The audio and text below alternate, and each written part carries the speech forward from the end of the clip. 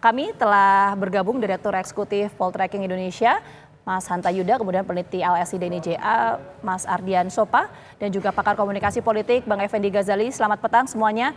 Saya mungkin pertama mau ke Mas Hanta terlebih dahulu. Mas Hanta, tadi Poltreking sudah merilis survei. Yang ingin kita tanyakan, seberapa signifikan sebetulnya suara atau dukungan dari Presiden Joko Widodo terhadap peta elektoral Pilpres nanti? Ya, di survei kami tadi menemukan ada dua faktor yang sangat menentukan naik turunnya elektabilitas tiga pasangan. Yang pertama adalah faktor Jokowi. Faktor Jokowi itu terdeteksi dari beberapa hal. Salah satunya adalah tingkat approval rating, tingkat kepuasan kepada pemerintahan Jokowi. Jadi memang kalau kita baca dari migrasi ya, yang kedua faktor migrasi pemilih.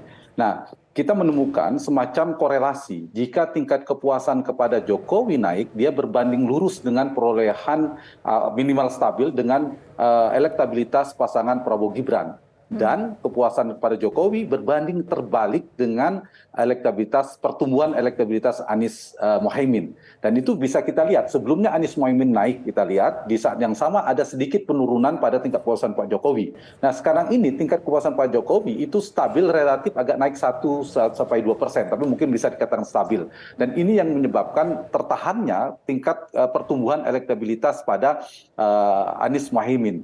Tapi yang lainnya kita bisa dalami. Di survei kami tadi seperti di TV One sudah menyampaikan ada pergeseran pemilih di kolam ceruk pemilih yang puas pada kinerja Jokowi. Itu ada pergeseran penguatan dari sebelumnya ke Ganjar. Bahkan 4 bulan yang lalu itu Ganjar masih tinggi dari segmentasi ini. Kemudian cross 2 bulan yang lalu. Sebulan yang lalu sudah lebih unggul Prabowo Gibran. Dan sekarang makin menjauh. Di 47 ke Prabowo Gibran, kemudian hanya 30 ke Ganjar Mahfud. Ini salah satu menunjukkan faktor Jokowi itu mempengaruhi. Yang tidak puas itu menunjukkan bahwa kalau ternyata ketidakpuasannya itu tinggi, maka yang bisa tumbuh adalah elektabilitas Anies Baswedan. Itu satu. Yang kedua, itu bisa kami tanyakan juga meningkatnya siapa kandidat di antara 3 pasangan ini yang dianggap bisa melanjutkan pemimpinan Jokowi. Yang kedua adalah pertanyaan tentang yang bisa meneruskan program Jokowi hari ini dan seterusnya. Itu ada peningkatan. Jadi dianggap yang memiliki narasi keberlanjutan itu mengkristal ke pasangan Prabowo Gibran. Ya salah satunya faktor Gibran karena ada Jokowi Junior ini. Nah ini yang menyebabkan di kolam yang puas ini bergeser dari pemilih Ganjar ke pemilih Prabowo. Sementara kalau Anies itu lebih pada mengambil ceruk yang tidak puas. Ini faktor Jokowi. Tentu ada beberapa variabel-variabel lainnya yang bisa kita baca. Yang kedua, peningkatan dari pasangan Prabowo Gibran itu tidak hanya faktor Jokowi. Kita lihat juga ada itu terdeteksi dari migrasi beberapa pemilih. Mungkin ada irisan. Misalnya dari pemilih Gen Z, generasi Z dan milenial ada peningkatan di pasangan ini. Kemudian kedua ada selain tadi yang puas pada Jokowi, ada peningkatan di beberapa basis-basis pemilih. Di Jawa Barat yang paling besar, Jawa Tengah dan Jawa Timur. Jawa Barat ini mengindikasikan bahwa ada pemilih Prabowo yang tadinya pergi pindah ke Anies atau belum menentukan pilihan, itu terdeteksi Jawa Barat.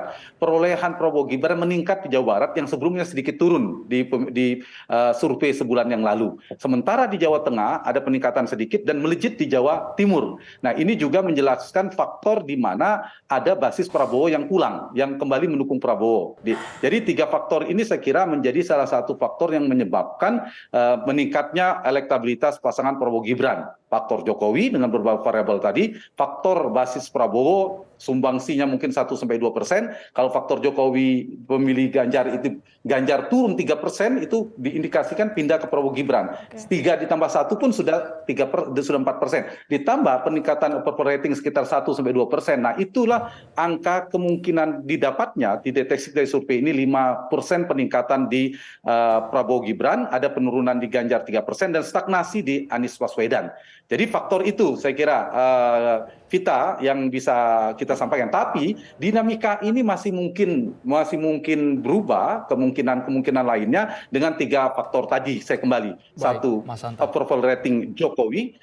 Kedua adalah efektivitas sosialisasi. Yang ketiga performa debat di televisi. Nah, tapi faktor nomor 1 lebih besar dari 2, yang kedua lebih besar dari 3 kalau kita lihat dari dinamika elektoral yang berkembang per hari ini. Baik. Kita, itu versi Poltreking, signifikan sekali tingkat kepuasan Presiden Jokowi 77,% berbanding lurus dengan pemilih tadi Prabowo Gibran. Kalau LSI DNIJA apakah datanya serupa juga? Ada faktor lainkah yang menyebabkan pemilih Jokowi lebih condong ke Prabowo Gibran? Iya, pertama kita melihat bahwa approval rating Pak Jokowi lagi tinggi-tingginya. Bahkan dari survei ke survei, dari bulan lalu ke bulan yang lalu, itu memang angkanya di angka 79 sampai 80%. Sehingga dalam angka ini tentu ini menjadi ceruk pemilih siapapun yang pada akhirnya itu berada diidentifikasinya dengan Pak Jokowi. Nah, di awal-awal suara yang puas terhadap Pak Jokowi ini kan memang terbagi dua. Terbagi dua, banyak ke Pak Prabowo, tetapi beda selisih dengan Pak Ganjar itu tidak terlalu jauh. Bahkan angkanya itu mungkin hanya sekitar beda 3-4% saja. Jadi pendukung-pendukung yang puas Pak Jokowi pada awal itu terbagi dua. Kemudian yang tidak puas ini memang lebih banyak ke Pak Anies ya, dengan Pak Muhaimin. Dan memang ini dengan isu yang dia bawa relatif seperti itu. Nah, ketika dari bulan Oktober ke November itu memang ada perubahan. Yang mana kita tahu sendiri posisi dari Pak Ganjar ini kan memang agak sedikit berubah dengan kubu PDIP. Yang awalnya misalnya juga sama identik bahwa dia menolakkan perjuangan Pak Jokowi dan sebagainya, tapi di akhir-akhir dia mulai melakukan kritik-kritik. Yang pada akhirnya kita melihat memang ada migrasi dari pemilih-pemilih pos Pak Jokowi yang awalnya itu berbagi, sekarang memang lebih condong ke Pak Prabowo. Bahkan kalau misalnya dilihat angkanya ada sekitar 10% pemilih yang puas terhadap Jokowi yang awalnya pilih Pak Ganjar di bulan Oktober itu beralih pilih Pak Prabowo di bulan November awal ini ya, di November akhir yang kemarin itu. Sehingga memang fungsi atau approval rating itu memang sangat berpengaruh ya. Jadi ketika dia ngerasa masyarakat ini yang awalnya pilih Pak Ganjar karena juga mengidentikan dengan Pak Jokowi, ketika dia memilih Pak Jokowi yang ini eksodus keluar. Sehingga sekarang ini keadaannya itu tadi juga saya sebutkan hampir-hampir mirip. Dan bahkan kalau misalnya tadi saya amati dari awal itu dari 4 lembaga survei atau bahkan 5 itu kecenderungannya sama. Pertama bahwa elektabilitas Pak Prabowo udah di atas 40%. Bahkan ada tadi yang 45. Kalau LSI di angka 42,9%. Jadi hampir mendekati untuk satu putaran.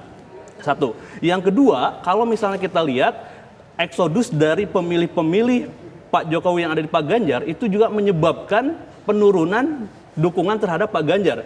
Di bulan Oktober itu masih di angka 35-an. Di awal November itu turun menjadi 28 dan sekarang di angka 24,9%. Bayangkan dalam waktu 1 bulan lebih sedikit itu turun sekitar 10%.